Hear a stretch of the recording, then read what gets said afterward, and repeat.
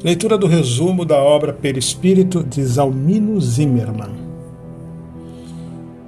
Revela-nos a doutrina espírita que a natureza do ser humano é essencialmente espiritual, ainda que por muito tempo imprecisa para seu desenvolvimento do adequado suporte carnal. Isso faz com que, em longo período de sua história evolutiva, viva ao mesmo tempo em dois planos existenciais, físico e espiritual, pois que, imerso na dimensão física, interage com o mundo espiritual e, desencarnado, liga-se continuamente e estreitamente ao mundo material. O perispírito é o elo interexistencial, envoltório sutil e perene da alma, que possibilita a sua interação com os meios espiritual e físico. Extensão da alma é o eterno espelho da mente. Propriedades do perispírito. Primeiro, porosidade. Os espaços intermoleculares permitem sua redução volumétrica, fator vital no processo de reencarnação associado à plasticidade, que é a segunda propriedade. Adapta-se automaticamente às ordens mentais que brotam da alma. A forma que assume pode dizer muito sobre a capacidade intelectual, independente do aperfeiçoamento moral. Exemplo: os anjos caídos não passam de grandes gênios intelectualizados com estreita capacidade de sentir. Ovoides, severo desequilíbrio afetivo que, imerso em um monoideísmo avassalador, entra em processo de retração no campo perispiritual. Ideia única. Aqui nós podemos dizer que monoideísmo é a fixação num único pensamento, por longo período.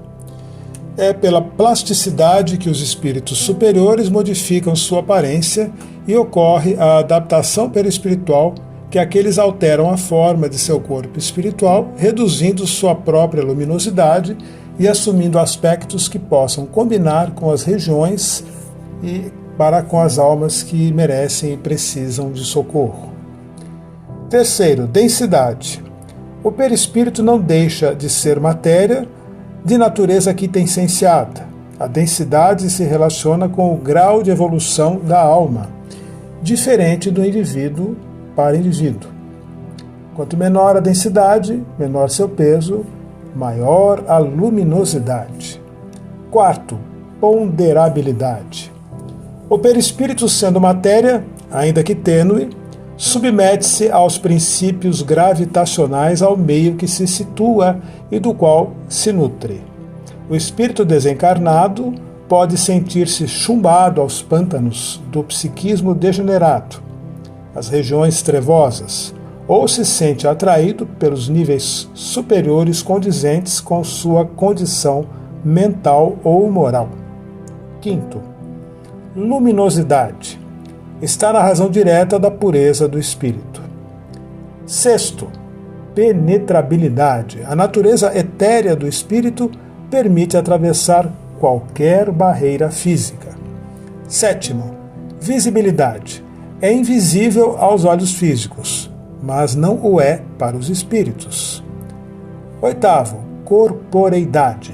É o corpo sutil da alma, matriz que molda o corpo físico, imprimindo às células e tecidos informação às suas características. Pode o espírito desencarnado mais evoluído e invisível para os menos adiantados aparecer para estes, adensando-se perispiritualmente, ou seja, atraindo elementos materiais e corporificando-se de maneira a ser percebido, ou até corporificar-se materialmente, por um período transitório, nos processos de materializações. Nono, tangibilidade. Constata-se mais facilmente nos processos de acentuada concentração ectoplásmica, nas materializações completas ou quase completas dos espíritos. Décimo, sensibilidade global. Sem o corpo físico, a capacidade de perceber dos espíritos amplia-se extraordinariamente. A percepção do espírito é com todo o seu ser. Ouve, vê, sente, com o corpo espiritual inteiro. 11º, sensibilidade magnética. O perispírito como campo de força que é a sustentar uma estrutura semimaterial é sensível à ação magnética. Essa qualidade torna o espírito suscetível às influências da energia ambiental e permite absorver, assimilar e transmitir a energia espiritual que capta ou recebe, por exemplo, através do passe. 12º, expansibilidade. O perispírito é intrinsecamente indivisível, mas, conforme suas condições, pode ampliar seu campo de sensibilidade e de percepção. Só devido a essa propriedade que permite o processo de emancipação da alma. Expandindo-se, pode chegar nas bases de todos os processos mediúnicos, pois permite ao médium a captação da realidade espiritual, tornando possível o contato perispírito a perispírito que marca o fenômeno da incorporação ou psicofonia. 13º, bicorporeidade. Faculdade do perispírito que possibilita o seu desdobramento ou fazer-se em dois, a duplicação corpórea e a bilocação. O perispírito apresenta um outro corpo igual ao físico, fluídico, que pode ser visto e até tocado. Por mais extraordinário que pareça, é um fenômeno natural, pois decorre das propriedades do perispírito e de uma lei natural. 14º, unicidade. Não há perispíritos iguais, como não existem almas idênticas ou espíritos iguais ou almas gêmeas. 15º, perenidade.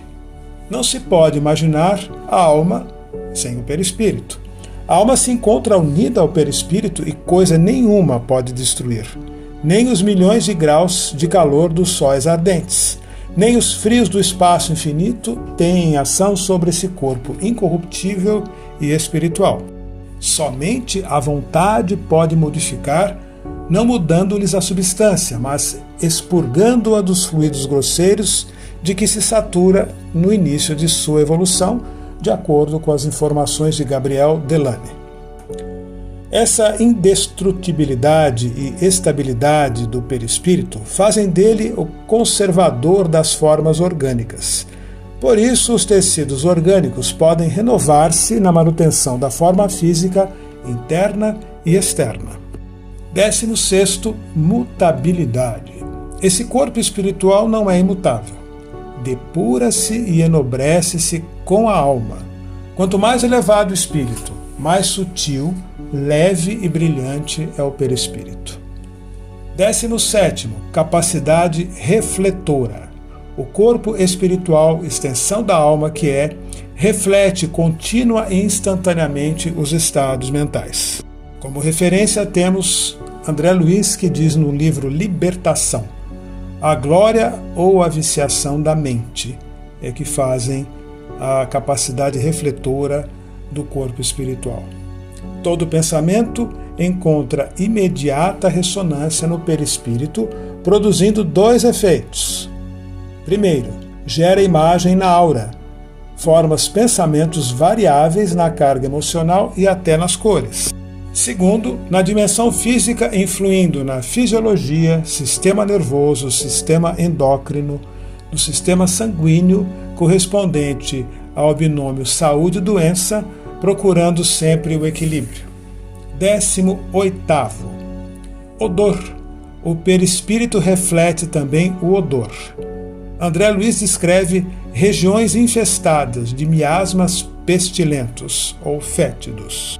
E 19º, temperatura. Certos médiuns registram uma espécie de gélido torpor quando da aproximação de um espírito sofredor ou uma sensação de bem-estar quando se trata de um espírito superior e uma temperatura agradável. Funções do perispírito. Primeira, função instrumental. Servir de instrumento para a alma nos mundos físicos e espirituais. Segundo, função individualizadora. A alma é única e diferenciada. Nesse contexto, surge o fator memória, que dá continuidade da vida psíquica nos diferentes níveis, marcando assim a identidade da alma. Terceiro, função organizadora ou modeladora. Aparece especialmente no processo de reencarnação. O ritmo morfogenético leva à formação de um novo corpo físico que se estrutura rigorosamente, de acordo com as características do perispírito. Uma única célula, para funcionar, necessita de 200 enzimas específicas. Só para citar exemplo. Quarto, função sustentadora. O perispírito, impregnando-se de energia vital e transferindo-a paulatinamente ao impulso da alma para o físico, sustenta-o desde a formação até o completo crescimento, conservando-o na vida adulta. A ação sustentadora surge, por exemplo, no processo de renovação celular. As células do corpo são substituídas a cada ciclo de 7 a 8 anos, sem que a pessoa altere os seus traços fisionômicos. Outro aspecto, a rigidez física mantida pelo sistema imunológico, que está vinculado ao equilíbrio emocional. O comprometimento psíquico provoca o enfraquecimento das defesas orgânicas e o desequilíbrio homeostático. Como eu disse, esse é um resumo pequeno da obra do Zimmermann, que é grande e que necessita de leitura. Aqueles que se interessarem, procurem pela obra e leiam do início ao fim.